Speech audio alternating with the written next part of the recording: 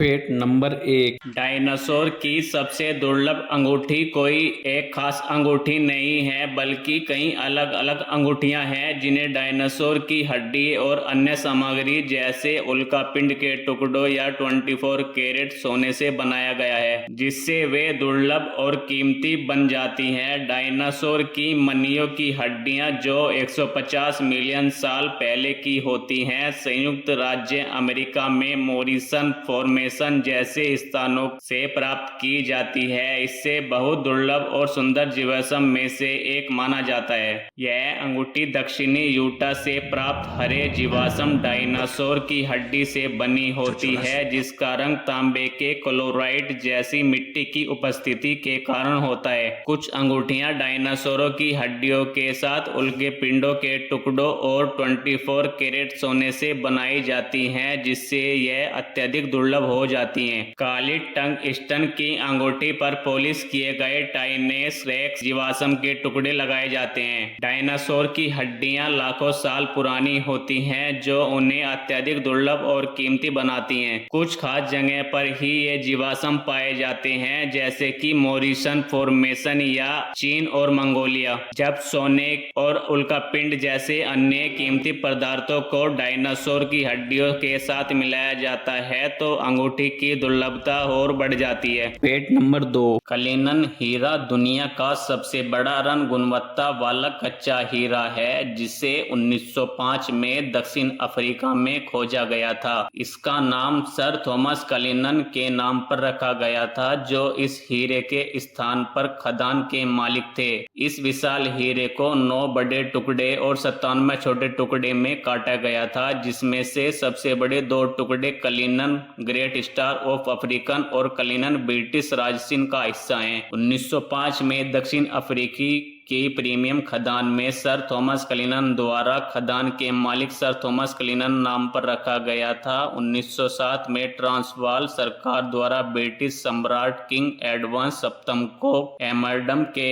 Exchanger and company द्वारा 1908 में Cullinan हीरे को 106 टुकड़ों में काटा गया था। इसमें सबसे बड़े 2 टुकड़े हैं। 530.2 कैरेट का एक नाशपाती के आकार का हीरा या ब्रिटिश राजदंड में लगा है। 317.4 कैरेट का हीरा जो राजशाही मुकुट में लगा है। सबसे बड़े 2 टुकड़े क्लीन फर्स्ट और क्लीन सेकंड ब्रिटिश राजसिन का हिस्सा है और लंदन के टावर में प्रदर्शित है। हीरे Cullinan third and fourth Rani Elizabeth द्वितीय के निजी संग्रह का हिस्सा बने। यह अब तक पाया गया सबसे बड़ा रन गुणवत्ता वाला कच्चा हीरा है। यह बड़े हीरो के लिए मानक बन गया है। यह दुनिया के सबसे प्रसिद्ध हीरो में से एक है। Fact number 3। दुनिया का सबसे महंगा दांत सर आइजैक न्यूटन का है, जिसे 1816 में $3,633 में बेचा गया था, जो अब लगभग $62,000 के बराबर है और इसे गिनीज वर्ल्ड रिकॉर्ड द्वारा भी मान्यता प्राप्त है। इस दांत को एक अमीर खरीदार ने खरीदा और बाद में उसे एक अंगूठी में जुड़वा दिया। यह दांत सर आइजैक न्यूटन का था, जो एक महान वैज्ञानिक थे और गुरुत्वाकर्षण के नियमों के सहित कई महत्वपूर्ण वैज्ञानिक खोजों के लिए भी जाने जाते हैं। 1816 में जब न्यूटन का निधन हुआ, काफी समय हो गया था, उनके दांत को लंदन में $3,633 अमेरिकी डॉलर में बेचा गया था। आज के हिसाब से यह राशि लगभग $12,000 करीब 50 लाख से ज्यादा के बराबर है। इस अनोखे दांत को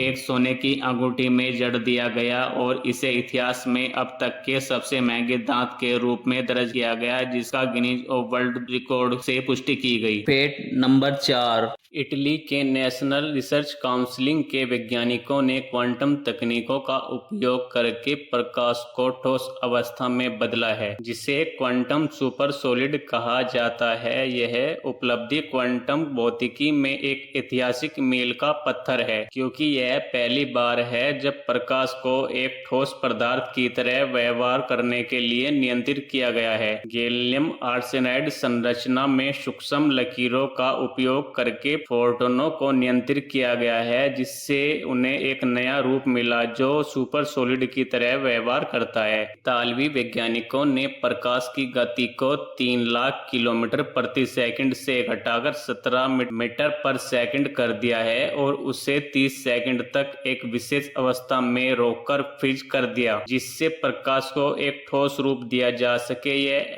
अविश्वसनीय उपलब्धि विज्ञान के क्षेत्र में एक बड़ी क्रांति है। वैज्ञानिकों ने प्रकाश को एक विशेष अवस्था में फंसाकर उसकी गति को अत्यधिक धीमी कर दिया है, जिससे वह ठोस रूप में दिखाई दे और छुआ भी जा सके। आमतौर पर प्रकाश की गति 3 लाख किलोमीटर प्रति सेकंड होती है, लेकिन वैज्ञानिकों ने इसे हटाकर 17 मीटर प्रति सेकंड कर दिया है। प्रकाश को 30 सेकंड के लिए उस अवस्था में फंसाया रखा है। यह खोज वैज्ञानिकों के लिए एक बड़ी क्रांति और उससे भविष्य में नई संभावनाएं द्वारा खुल सके, जैसे कि प्रकाश को नियंत्रित करना या उसे ठोस रूप में उपयोग करना। वैज्ञानिकों ने पारंपरिक ठंड करने के बजाय क्वांटम तकनीकों का इस्तेमाल किया। उन्होंने गैलियम आर्सेनाइड नामक की एक सामग्री का उपयोग किया जिसमें सूक्ष्म लकीरें और फोटोन को नियंत्रित किया जा सके। Fact number 5।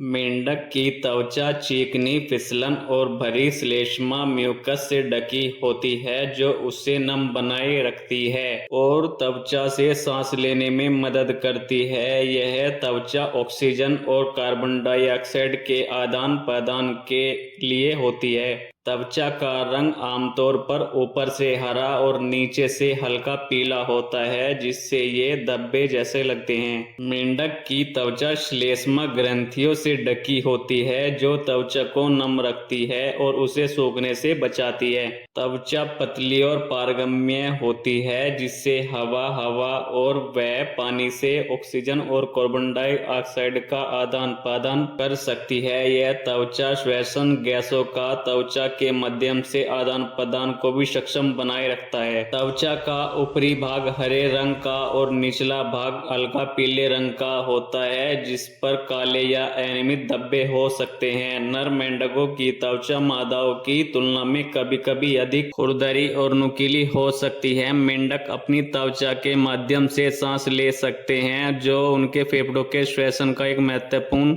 हिस्सा है। त्वचा से गैसों का आदान प्रदान होता है, जिससे मेंढक फेफड़ों के अलावा त्वचा के माध्यम से सांस ले पाते हैं। मेंढक त्वचा के माध्यम से पानी को अवशोषित करते हैं, खासकर सूखे वातावरण में, इसलिए वे नम जगहों पर रहना पसंद करते हैं।